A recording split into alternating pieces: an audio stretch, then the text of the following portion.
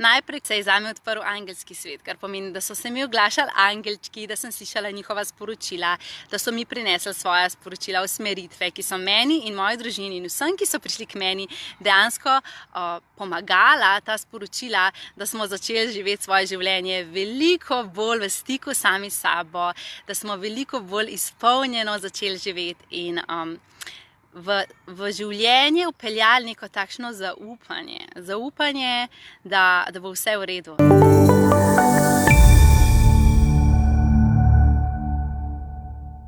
Danes govorimo o tem, kako je biti medij oziroma kaj sploh pomeni biti medij. Velikokrat vidim, da dejansko medijstvo v filmih predstavljajo na zelo tak grob način, in si v bistvu zato ljudje pogosto ustvarimo napačno predstavo oziroma imamo čisto zgrešeno predstavo tega, kaj medijstvo dejansko je. In zato sem se odločila, da bom danes delila malo več o tem iz prve roke, kot oseba, ki je medij, kaj so prednosti tega, da si medij, kaj so slabosti tega, da si medij. In bomo v bistvu skupaj odkrila, je to dar, je to prekletstvo, a je to nekaj, kar si lahko ful vesel, da imaš, včasih lahko si tudi malo žalosten, da imaš, kaj dejansko pomeni biti medij. Medijstvo dejansko pomeni, da ima oseba sposobnost se povezati z svetom, ki ni fizičen, se pravi z duhovnimi vodniki, z dušami preminulih oseb, z drugimi dimenzijami. In sama kot medij sem imela sposobnost oziroma sem imela to priložnost, da sem spoznala vse te dimenzije. Najprej se je zame odprl angelski svet, kar pomeni, da so se mi oglašali angelčki, da sem slišala njihova sporočila, da so mi prinesli svoja sporočila, usmeritve, ki so meni in moji družini in vsem, ki so prišli k meni, dejansko pomagala ta sporočila, da smo začeli živeti svoje življenje veliko bolj v stiku sami s sabo, da smo veliko bolj izpolnjeno začeli živeti in v življenje vpeljali neko takšno zaupanje, da bo vse v redu. Občutek imaš, da si voden. Dejansko, ko začneš sodelovati z angeli, imaš občutek, da si ves čas voden in da bo zate poskrbljeno, ne glede na vse. No, in v bistvu prvi stik mojega medijskega daru je bil stik z angeli, ki so res zelo ljubeči in čisti vodniki. Se mi je pa seveda takrat pri 19 letih, ko se je meni ta dar odprl, poleg tega, da so se mi začeli oglašati angelčki, so se mi začeli oglašati tudi drugi vodniki, različne boginje, različni duhovni vodniki in spet. To so bila vsa sporočila izjemno ljubeča, izjemno lepa energija, čeprav ima vsak vodnik drugačno energijo, osebni angelčki imajo drugačno energijo, kot ima recimo boginja Afrodita, ki je boginja, ki spodbuja ženskost. Recimo, kot ima kakšen drug duhovni vodnik, ki je tak zelo odločen. Se pravi, vsak duhovni vodnik ima svojo energijo in kot medij dejansko začutiš to razliko. Ne samo, da so sporočila drugačna, se pravi, da so informacije, ki jih preneseš, drugačne. V bistvu tudi energijo, ki jo čutiš, je popolnoma drugačna. Recimo, ko sem kanalizirala duhovne vodnike narave, recimo vile, sem imela občutek, da mravljice hodijo po meni. Zato, ker so take zelo žive, zelo tako igrivo energijo imajo. In takrat, ko v bistvu kanaliziram duhovne vodnike iz narave, je definitivno seveda to čisto druga izkušnja. No, in takrat, ko se je meni ta dar prebudil, so se mi oglasile tudi duše. In sicer sem začela videvati skozi jasnovidnost, se pravi skozi kanal jasnega videnja, sem začela videti duše. In jaz takrat sploh nisem vedela, da so to pač duše umrlih ljudi, zato ker jaz sem to videla kot fizično telo. Najpogosteje se mi je to začelo dogajati, ko sem se vozila v avtu, in sem jaz pač, se vozila v avtu in prav spomnim se, kako sem enkrat videla, kako mi ena punčka maha iz avta pred mano in mi je mahala, in jaz vsa navdušena maham nazaj, in me oseba, ki je zraven mene sedela, me vpraša, čakaj Tjaša, komu ti zdaj mahaš, in jaz sem vozila avto in jaz maham, pa se če me tej punčki, ki nama maha, In mi ta oseba reče, ja, nobene punčke ni, kakšno punčko ti zdaj vidiš.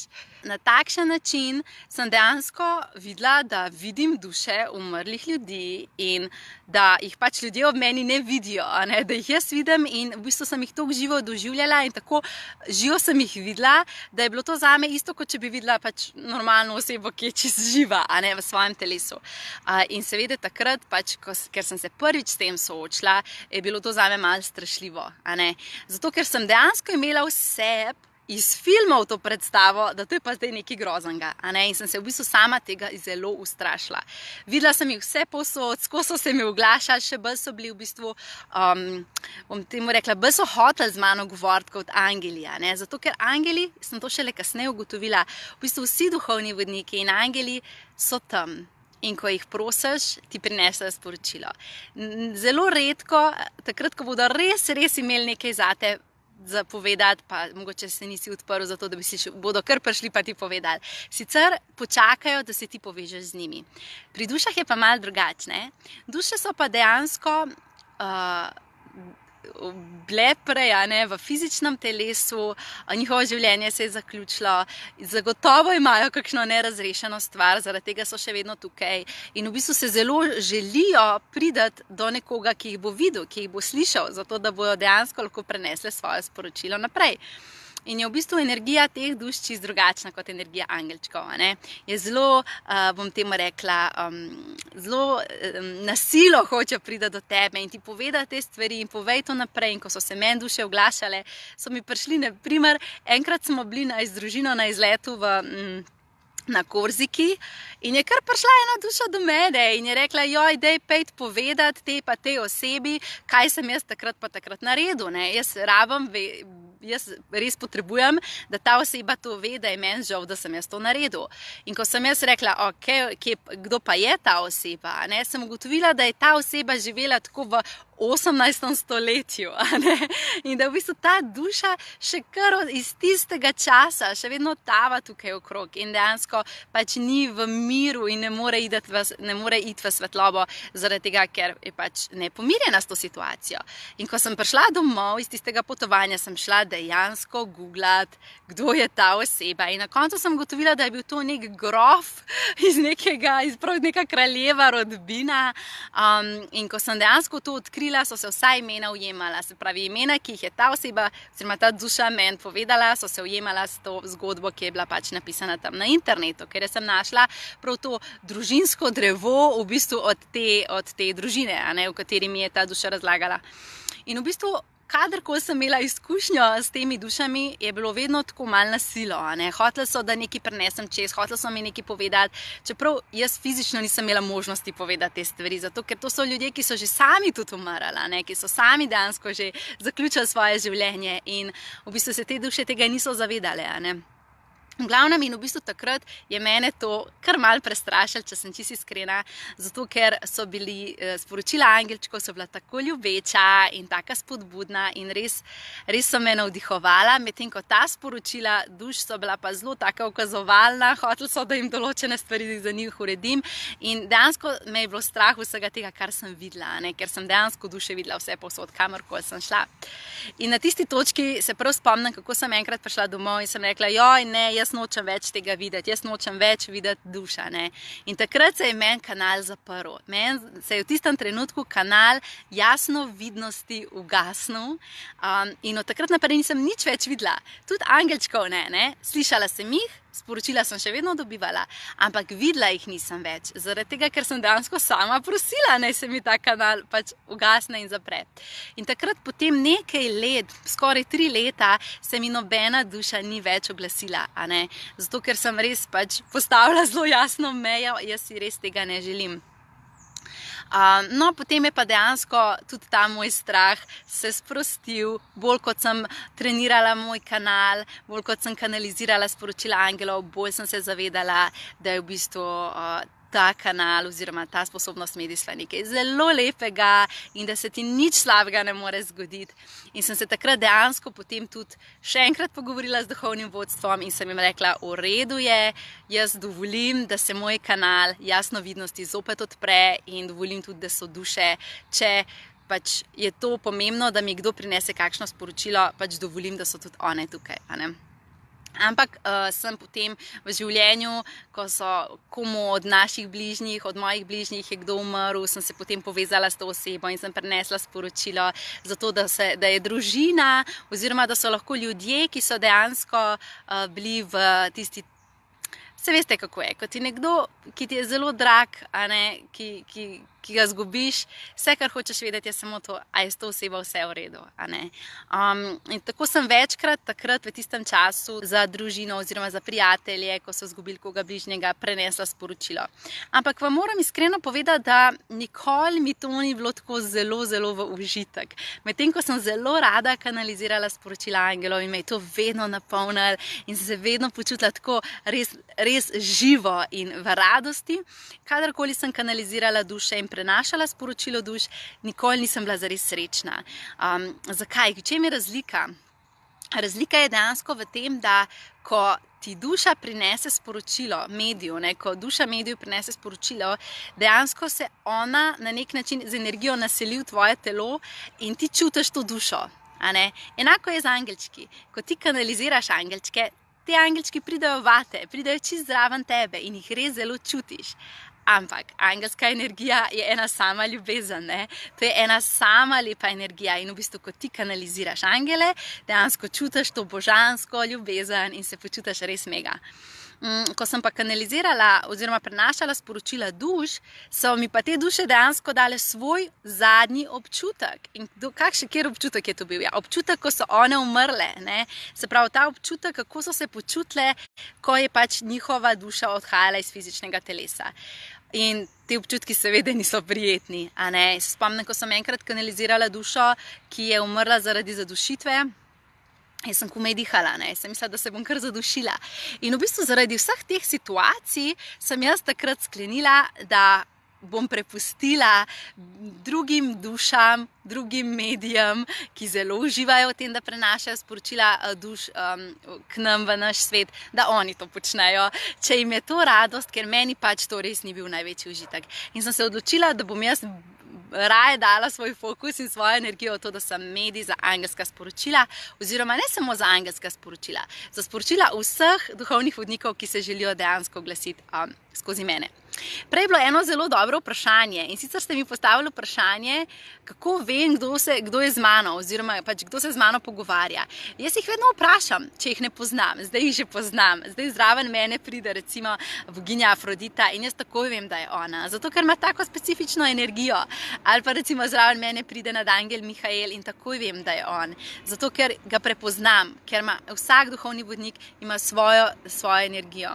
Sicer pa pač vedno se predstavijo, saj meni se vedno predstavijo, če mi pa pozabijo povedati, ker včasih kakšen duhovni vodnik je toliko navdušen, da mi kakšno sporočilo prenese, da kar pozabi povedati, ga pa sama prosim, pa mu rečem, da mi povej, kdo si. In se mi vedno predstavi in mi vedno pove, zakaj je.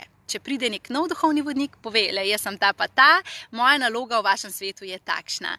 In v bistvu takoj vem, za katero področje je ta duhovni vodnik specializiran. Ker dejansko, tako kot imamo mi različne službe, tudi v duhovnem svetu imajo duhovni vodniki različna dela, za različna področja so zadolženi. In povejo, zakaj so zadolženi in kaj prinašajo dejansko v naš svet in kje nam pomagajo. Sama sem videla, bolj kot sem trenirala ta dar, bolj kot sem kanalizirala sporočila, bolj sem izoblikovala ne samo sebe kot osebo, zato ker sem v bistvu ta sporočila začela poslušati, sem jim začela slediti, sem si s tem izboljšala življenje, ampak sem dejansko se tudi izjemno spremenila v tem smislu, da sem se mogla prilagoditi na to, da imam ta dar. Biti medij dejansko pomeni, da moraš biti izjemno pretočen, tako kot recimo mora neka natakarica ali pa nekdo, ki dela v gostinstvu, si zelo okrepiti noge, zaradi tega, ker skozi sem pa tja laufa in je ves čas cel dan na nogah, tako si v bistvu tudi medij potrebuje ukrepiti svoje telo, zato da lahko prenaša sporočila. Ampak v kakšnem smislu? V smislu, da si energetsko čist in da si zato lahko potem pretočen. To dejansko zame pomeni, da recimo, čisto konkretno, jaz ne pijem alkohola, ne pijem kave, ne kadim, kaj še, ne uživam mleka, zelo redko jem sladkarije, polno je takih stvari, ki jih dejansko, recimo mesa, jaz ne jem mesa, že prej tega sicer nisem jedla, ampak zdaj pa sploh ne, zato ker to so vse na nek način hrane oziroma pijače, ki znižujejo našo frekvenco. In poleg tega recimo, jaz čisto vsak dan meditiram, izjemno moram skrbeti za to, da sem spočita, zato da sem dejansko pri močni energiji, zato ker če jaz nisem v močni energiji, jaz ne morem prenašati ta sporočila. In v bistvu medijstvo je poklic, dejansko je to poklic, tako kot čisto vsak drug poklic. In moraš se za svoj poklic na nek način izuriti v tem smislu, da prepoznaš, kaj so stvari, ki jih moraš početi, zato da ti lahko ta poklic dobro opravljaš.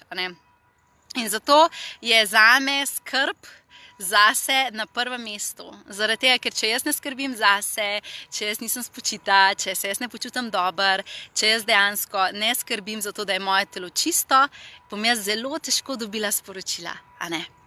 In moji tečajniki na tečaju Celestial Inspiration, na katerem vas učim kanalizirati sporočila duhovnih vodnikov in angelčkov, vedno dobijo pred tečajem moja navodila. In v teh navodilih jaz dejansko povem, kakšne navade potrebuješ v življenje vpeljati, zato da si lahko potem medij, zato da si lahko energetsko pretočen in odprt, da sprejemaš sporočila iz duhovnega sveta. No, in v bistvu biti medij ni bav.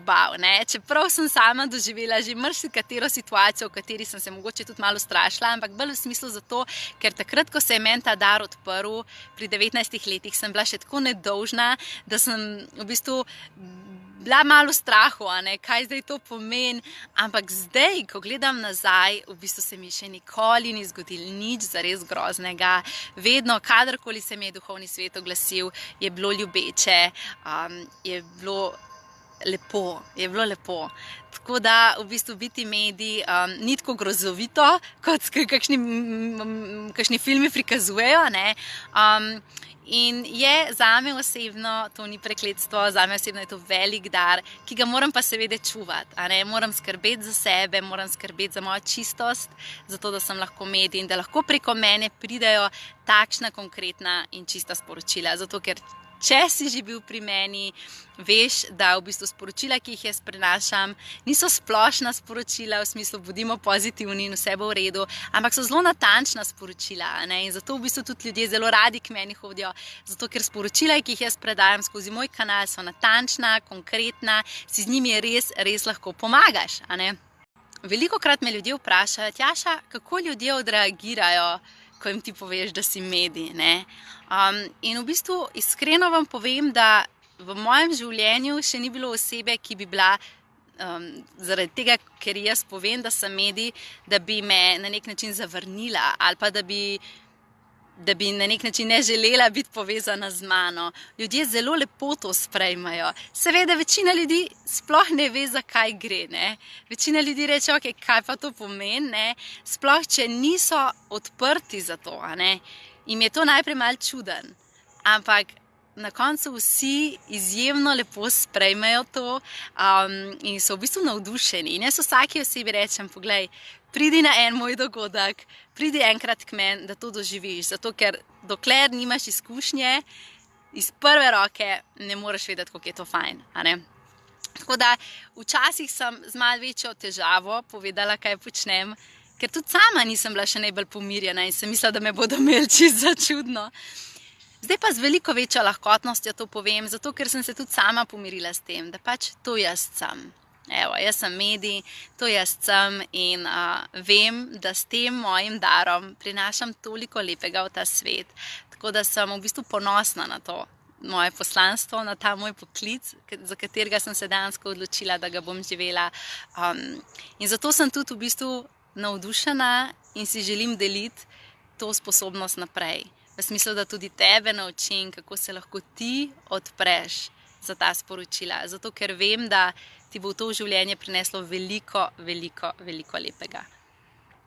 A ja, še eno stvar ti moram povedati, zdaj sem se spomnila. Velikokrat me vprašate, ne, Tjaša, a kot medij ti potem lahko veš vse o vsaki osebi, ki jo srečaš? Poglejte, biti medij dejansko pomeni, da ti imaš dostop do sporočil duhovnega vodnika ali duhovnih vodnikov osebe, ki je zraven tebe. Ampak logično je, da pač obstaja tudi neka etika tega dela, a ne? In verjemite mi, da ko jaz hodim po cesti in grem na sprehod, meni ni zabavno, da se bom zdaj povezovala z angelčki vseh ljudi, ki hodijo mimo mene, zaradi tega, ker jaz takrat hočem iti sam na sprehod in jaz ne razmišljam o teh stvareh, a ne? Seveda pa kot medij imaš to sposobnost, da se lahko povežeš z vsako osebo, ampak obstaja neka, bom temu rekla, neka načela, neka dobra praksa, neka etika, ki pa dejansko pomeni, da pač ne greš spraševati angelov druge osebe, da bi pridobival informacije za svoje namene, a ne? To dejansko narediš samo, če te oseba prosi.